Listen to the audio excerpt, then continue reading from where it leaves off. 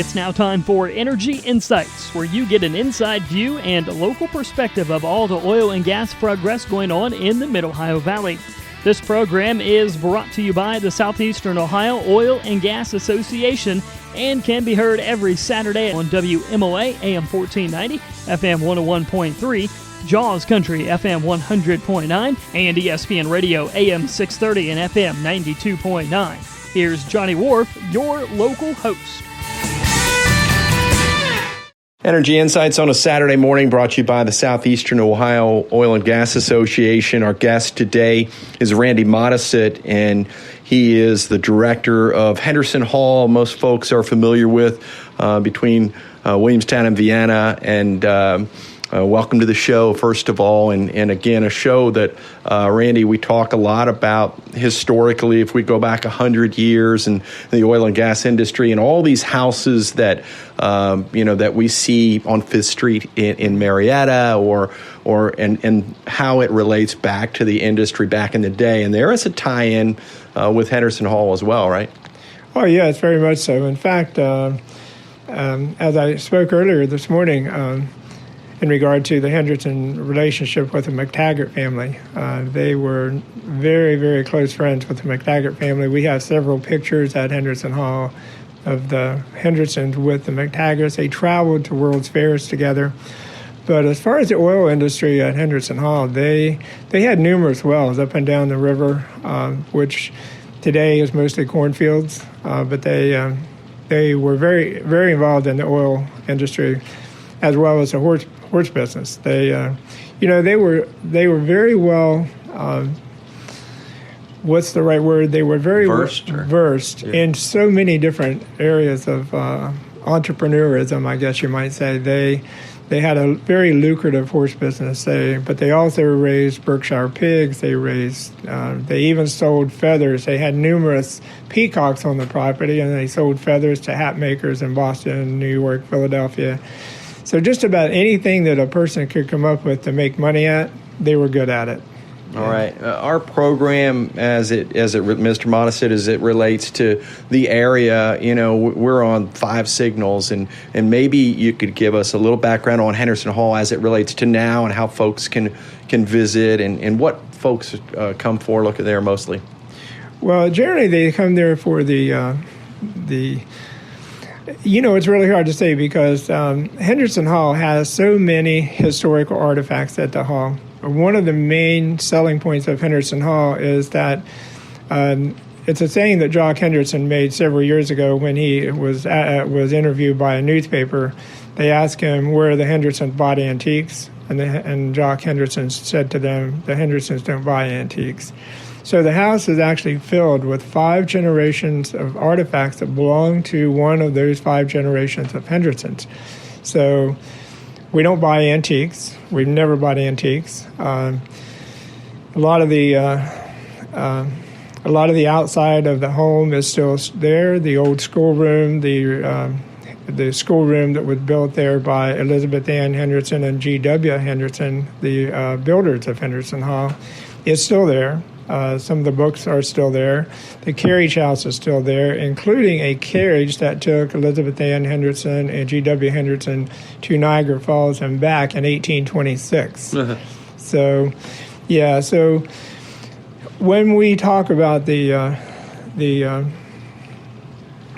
building itself, the building itself was built by a gentleman that also built the castle.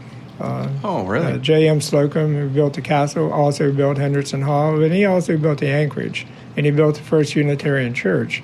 So there is a connection there. It's a great connection between the Henderson family and Marietta. Right. And I don't.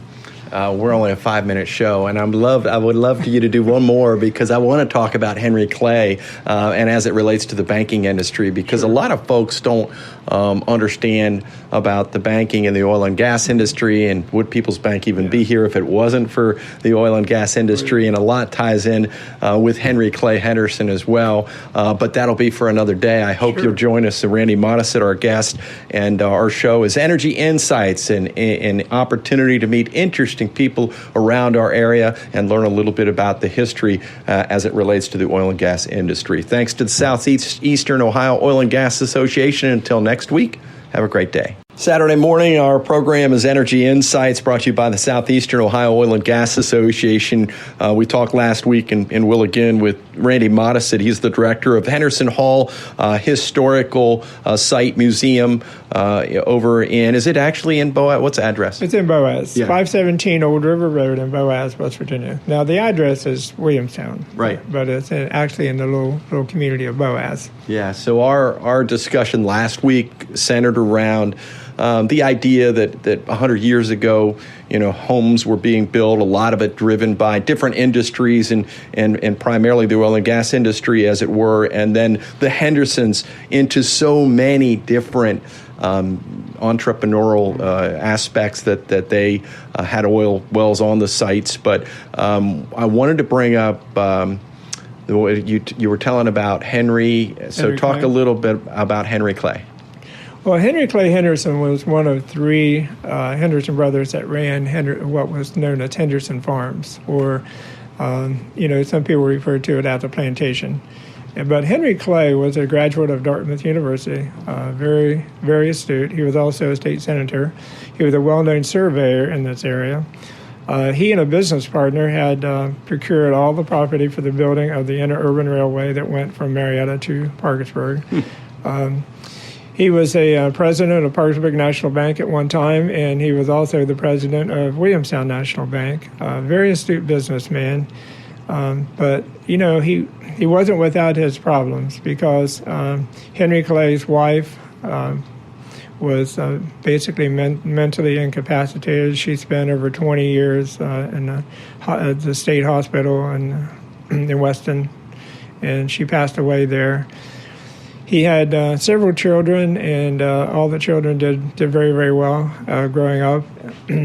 But Henry Clay had entered into a sad thing that happened to Henry Clay, and a devastating thing was Henry Clay got involved in another business proposition with his friend that he had counted on to partner with for the interurban building.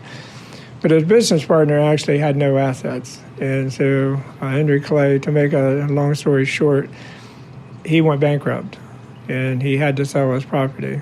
And in a letter that he had written to his family, Jock Henderson mainly, he stated that yesterday I was a wealthy man, and today I have nothing.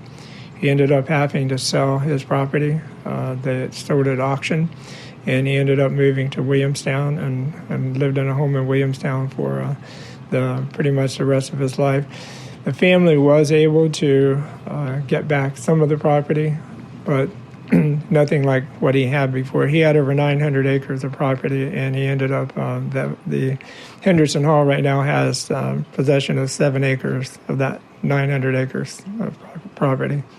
Randy Modesitt is the director of Henderson Hall in Boaz. A great stop if you want to learn a little bit about the history of our area. And one other, on a lighter note, Randy, I want to bring up, so we started by talking about and maybe talked a little bit more about the oil wells that were on the site where Henderson Hall is, or on their property. But let's just say somebody was sneaking into the property back in the day, and they were going to go mess with one of those wells. What would happen? Because we talked about peacocks last week, right? Well, the peacocks were there for a variety of reasons. They, if anybody knows anything about peacocks, they know that if they're startled or if they're upset about something, they make horrible, horrible sounds. And so they could have used them for security because if they were asleep at night and something came onto the property they didn't recognize, they would let out blood-curdling screams. But they also used the peacock feathers to sell to hat makers, and so their spirit of entrepreneurialism was just absolutely astounding, because they made money at almost every turn of the road. They had just a knack and a knowledge of how to create businesses and make money. That's fantastic stuff. We appreciate it. You can hear more from Randy Modesitt. Just visit him at Henderson Hall. We thank you for your time as well, and we thank the Southeastern Ohio Oil and Gas Association for making us a little bit brighter this morning. No sound effects from the Peacocks. Too early for that. Till next week, have a great day. Thank you for listening to Energy Insights, brought to you by the Southeastern Ohio Oil and Gas Association. Tune in every Saturday morning on WMOA Local Radio, Jaws Country, and ESPN Radio, as Johnny Wharf brings you your local and inside perspectives going on in the oil and gas industry right here in the Mid-Ohio Valley.